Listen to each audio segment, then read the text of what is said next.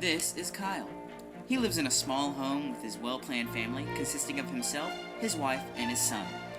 He grows just enough crops to get his family fed every year. However, Farmer Kyle faces a looming and destructive foe when he gets some new neighbors, and this foe is overpopulation. These are the Fitzgeralds. They're good people, but they don't necessarily have the same beliefs as Farmer Kyle.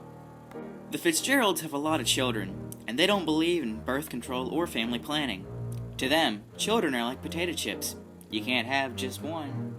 Since the Fitzgeralds have so many children, they don't have enough food for all of them, and the crying of the hungry babies often wakes Farmer Kyle up at night.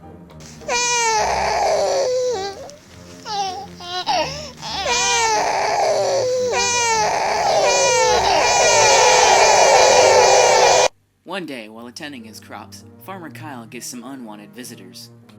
A group of children come and steal some of the fruit that he's been growing. They eat the fruit as fast as they can like a pack of hungry wolves until Farmer Kyle catches up with them and explains to them that they should not be stealing his food. The children claim that they don't have enough food at home and that their parents aren't able to feed them because of all their siblings.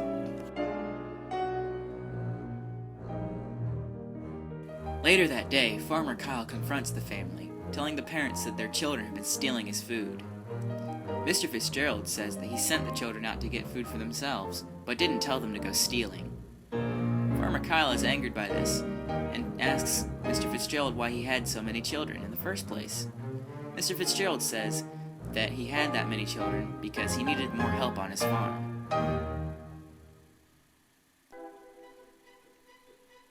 Kyle offers to help them by saying that he went to the library and did some research and even made this fancy little graph about why overpopulation is a problem and some solutions for it. Kyle says that in 1971, Thailand got a policy to reduce its population growth. When this policy was started, Thailand was growing at a rate of 3.2% per year. The average Thai family had 6.4 children. However, 15 years later, the country's population growth rate had been cut in half, and by 2002, the rate had fallen to 0.8%. Kyle asks Mr. Fitzgerald if he'll use his plan, but Mr. Fitzgerald isn't listening to him. He thinks that everything's going to be alright just the way it is. Kyle warns that he's going to put up an electric fence. Afterwards, Mrs. Fitzgerald tells her husband that she thinks it would be a good idea if she went to school and got an education so that she could help care for and provide for her family. Mr. Fitzgerald disagrees. He thinks that it's the woman's job to care for the family and the man's job to provide for it. Now we move forward in time. Farmer Kyle sees that all of his crops are barren and dead. There's no more food for him or his family. They've used it all up. The children come to steal more food, but there's no more. They've taken it all. Farmer Kyle yells at them. They've used up all the resources. The parents come, and they learn too that their mistake was that they had too many children. If they hadn't had so many, the resources would have been more plentiful and more easy to go around for everyone. But they meet their own demise due to their large population. A more densely packed population causes resource competition and disease to spread more rapidly throughout. So there you have it.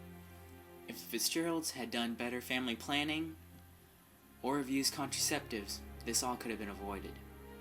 It was their children and the large amount of them that they had that caused this whole situation. The fact that they used up all the resources and ate all the food in the area caused Kyle's family and the Fitzgeralds to die.